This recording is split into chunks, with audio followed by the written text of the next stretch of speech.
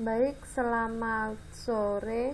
Hari ini uji data, kita masuk ke aplikasinya SPSS. Untuk menganalisis data di SPSS, yang pertama kita harus membangun data dulu. Di sini ada data set, ada data view dan variabel view. Variabel view kita mengisikan apa yang akan variabel apa yang akan kita masukkan ke SPSS. Yang pertama kita perlu melihat datanya. Contohnya saya punya contoh, ada satu variabel, ada beberapa variabel di sini, yaitu variabel kemampuan kerja, variabel motivasi kerja, dan variabel produktivitas kerja. Kita perlu mengidentifikasi dulu yang mana variabel dependent, yang mana variabel independent. Untuk variabel dependent, simbolnya adalah X, sedangkan variabel dependent simbolnya adalah Y.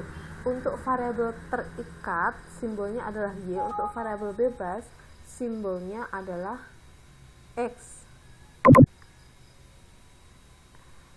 X1 kita masukkan sebagai variabel bebas yang pertama, yaitu kemampuan kerja. X2 itu sebagai variabel bebas yang kedua, yaitu motivasi kerja, berpengaruh terhadap produktivitas kerja. Jadi intinya, apakah kemampuan kerja dan motivasi kerja dapat mempengaruhi produktivitas kerja. Di sini ada beberapa data yang dikumpulkan dari responden. Ada X1, X2, dan Y. Semuanya berjumlah 40 responden. Variabel yang perlu kita buat pertama adalah X1. Tabnya numerik, labelnya untuk X1 apa? Label untuk X1 adalah kemampuan kerja. Kemudian kita bikin lagi variabel untuk X2. Variabel X2 itu untuk motivasi kerja.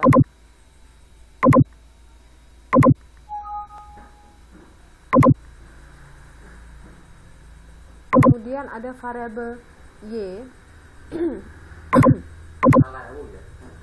Variabel Y itu adalah untuk produktivitas kerja.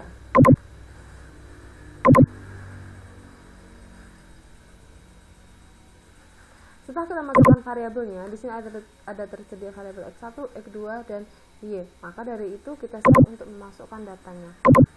Yang pertama untuk nomor 1, responden 1 sampai 20.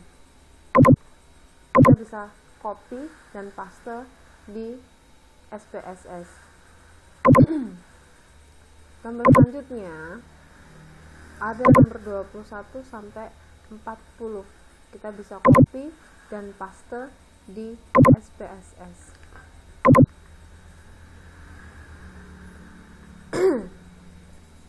Sesuai dengan modul yang sudah saya share kemarin, kita akan menguji apa sih? Kita akan menguji ini. Contoh soalnya beda, tapi materinya sama. Kita akan uji asumsi klasik. Ada 4 uji yang akan kita uji nanti, yaitu uji normalitas, multikolonialitas, heterokedastisitas, dan autokorelasi. Uji normalitas kemarin kita sudah mencobanya dengan menggunakan uji statistik Kolmogorov-Smirnov. Nah, kalau sekarang kita mau uji pakai regresi. Bagaimana caranya? Kalau data sudah siap, kita perlu menganalisis datanya dengan apa? 1. Klik analis, regression, linear, dependent masukkan untuk variabel terikat. Variabel independent masukkan variabel bebas. Kita masukkan variabel kemampuan kerja dan motivasi kerja untuk variabel bebas. Kemudian, karena kita mau uji data, ada 4 uji data tadi. Letaknya di mana? Uji data letaknya di sini, statistik. Ada collinearity diagnostic, itu untuk menguji multikoliniaritas. Kemudian yang kedua, kita perlu menguji apa? Darwin-Watson itu untuk menguji autokorelasi. Kalau sudah continue. Ada 2 uji lagi yang kita perlukan. Ada uji normalitas pakai normal probability plot dan histogram.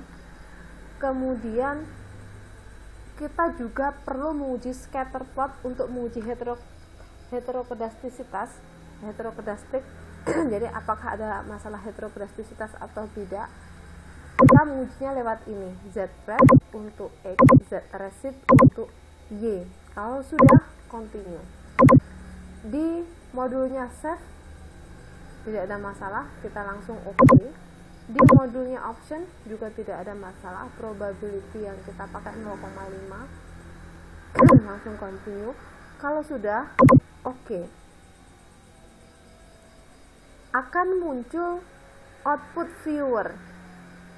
Output viewer ini merupakan dokumen tersendiri dari dokumen data editor di SPSS. Jadi ketika nanti mau melakukan penyimpanannya masing-masing. Jadi data editor disimpan sendiri, dan output atau output viewer nanti juga disimpan sendiri. Yang pertama, kita coba lihat, buka lagi modulnya.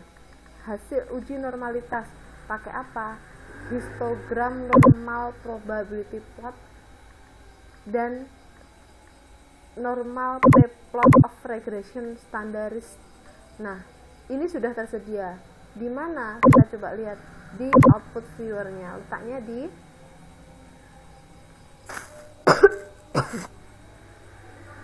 ini yang kita centang tadi. Ada normal probability plot dan histogram ini untuk melihat normalitas data. Jadi kurvanya ini tidak berat sebelah, tidak miring ke kanan atau terlalu miring ke kiri. Jadi ini adalah kurva normalnya.